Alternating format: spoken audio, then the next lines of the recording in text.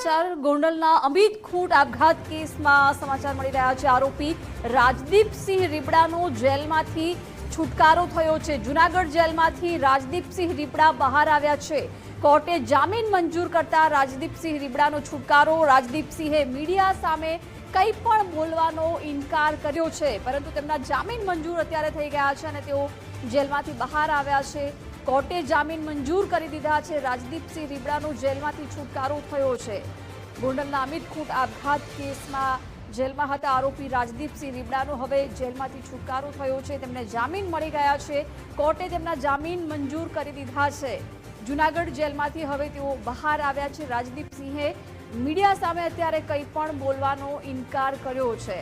તેઓ બહાર આવ્યા ત્યારે મીડિયાએ તેમની સાથે વાતચીત કરવાનો પ્રયત્ન કર્યો, જોકે તેમણે કંઈ પણ કહેવાનો ઇનકાર કર્યો છે।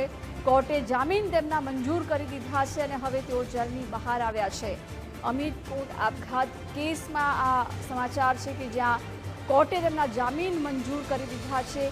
મીડિયા સાથે એમણે કંઈ પણ વાતચીત કરવાનો ઇનકાર કરી દીધો છે, પરંતુ એમના જામીન માટે અરજી કરવામાં આવી હતી, જે કોર્ટે માન્ય રાખી છે। તેમના જામીન મંજૂર થઈ ગયા છે અને હવે તેમનો જેલમાંથી છુટકારો થયો છે।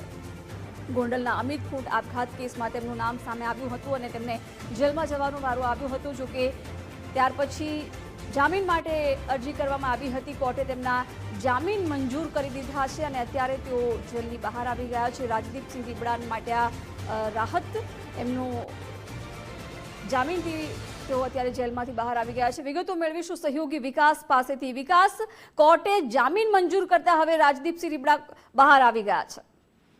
બિલકુલ, જૂનાગઢ જેલના દ્રશ્યો છે, જૂનાગઢ જિલ્લા જેલના, કે જ્યાંથી રાજદીપસિંહ રીબડા બહાર આવ્યા। એમના સમર્થકો મોટી સંખ્યામાં એમની સાથે હતા, જો કે મીડિયા સમક્ષ તેમણે કંઈ પણ બોલવાનો ઇનકાર કર્યો છે। લગભગ 84 દિવસ સુધી તે જેલમાં રહ્યા છે। અમિત ખૂંટનો આખો આ કેસ કે જેમાં ઘણા સમયથી તે ફરાર હતા।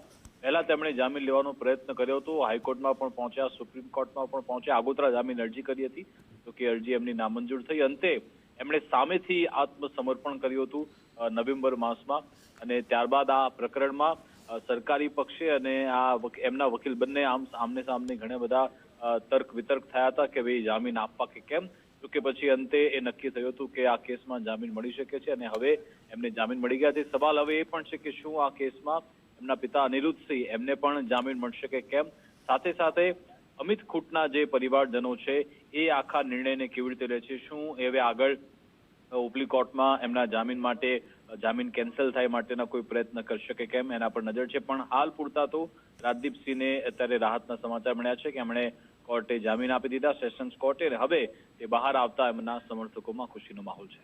જી વિકાસ, આભાર જાણકારી માટે।